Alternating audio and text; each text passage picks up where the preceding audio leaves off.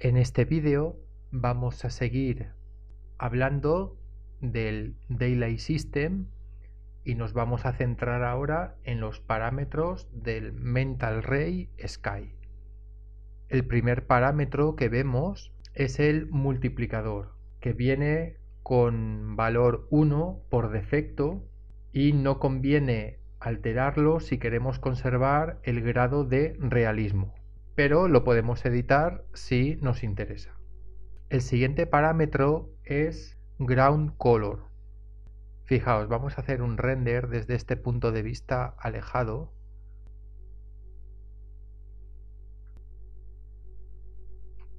Vemos que por defecto el suelo está teñido de un tono gris. Conviene dejarlo así, en un tono neutro, porque si cambiásemos este color podría contaminar el resto de colores de la escena. El siguiente parámetro, Haze Driven, dentro de este modelo de cielo, conviene siempre dejarlo así. Este valor, fijaos que es una continuación de con este valor podemos conseguir que el cielo se llene de partículas en suspensión. Este parámetro, unido a otro que hay un poquito más abajo, que es el de perspectiva aérea, generará un efecto complejo y atractivo visualmente, en el que los objetos lejanos comenzarán a perderse de vista. Colocamos aquí este valor de 10 y hacemos un render. Fijaos cómo hemos conseguido, alterando ese parámetro de Haze, que hemos prácticamente ocultado la esfera del Sol y, por supuesto, al estar semioculto y al Sol, las sombras son prácticamente inexistentes. También esas partículas han cambiado la tonalidad general de toda la escena. Se pueden conseguir efectos muy interesantes. Así, creando estas partículas y a la vez si utilizamos este parámetro, el de la perspectiva aérea, conseguiremos que a partir de una determinada distancia los objetos comiencen a verse desenfocados. Dependiendo de las dimensiones de nuestra escena, conseguiremos que este efecto se vea más o menos. Nosotros tenemos aquí una escena bastante pequeña y para tener algo como referencia, tal vez sería bueno tener algún objeto un poquito más alejado. Voy a coger esta otra columna y la voy a clonar y la voy a colocar bastante lejos. Ahí está, he colocado esta otra columna bastante lejos para tratar de ver el efecto de la perspectiva aérea, que se conseguirá mejor si aumentamos las partículas en suspensión con este parámetro Haze. Voy a colocar el valor de Haze en 10 y el parámetro de perspectiva aérea lo voy a dejar en 15 centímetros, porque he creado una escena muy pequeña para mostraros el ejemplo del Daylight System. Con estos parámetros, el Haze en 10 y la visibilidad en 15, vamos a crear un nuevo render. Fijaos lo que hemos conseguido al colocar partículas en suspensión y forzar un poco la visibilidad dependiendo de la distancia. Vemos como estos objetos se ven perfectamente, pues están en primer plano, pero la columna que hemos colocado al fondo pues se percibe muchísimo menos. El siguiente parámetro que vamos a ver de Mental Ray Sky son los parámetros avanzados. Tenemos aquí el horizonte con la altura y el desenfoque. Fijaos, si nos colocamos en una posición como esta y renderizamos, podemos ver que tenemos en el fondo una línea del horizonte, un tanto desenfocada, no es una línea completamente definida.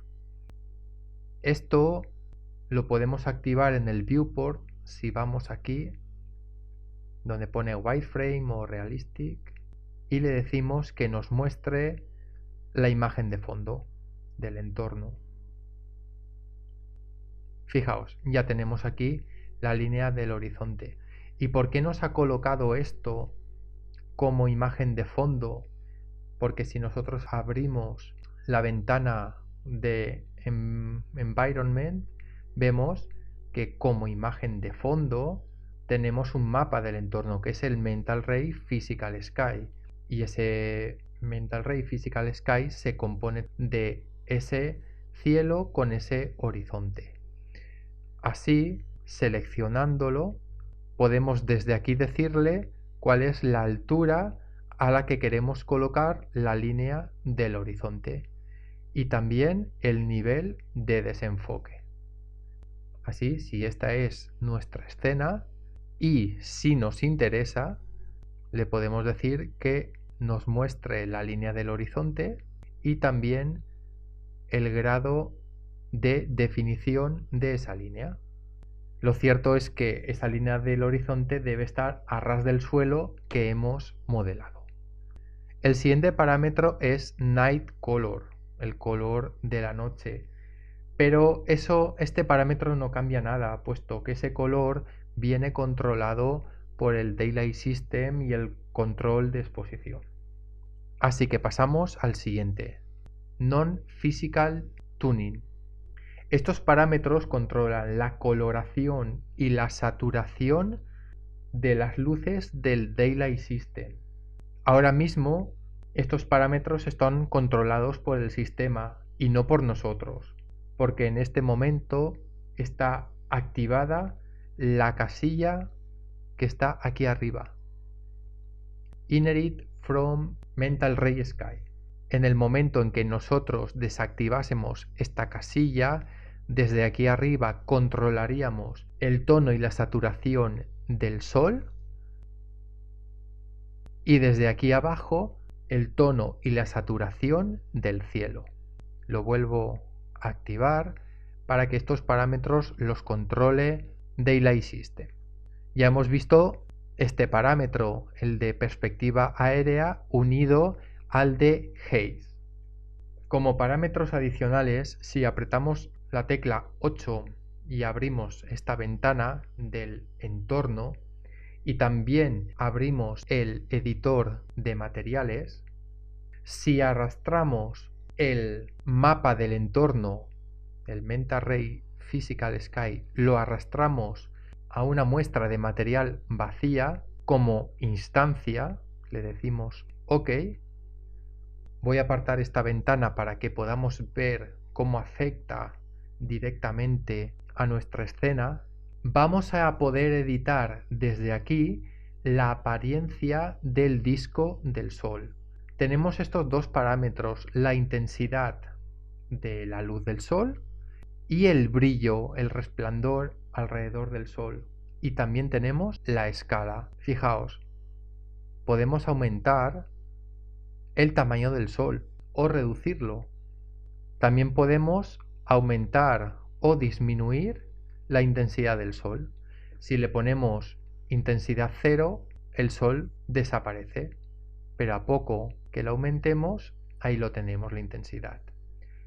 Es posible que si aumentamos mucho la intensidad del sol, haya un momento en que no apreciemos la diferencia, pero este parámetro sí que afectaría en cuanto a la postproducción.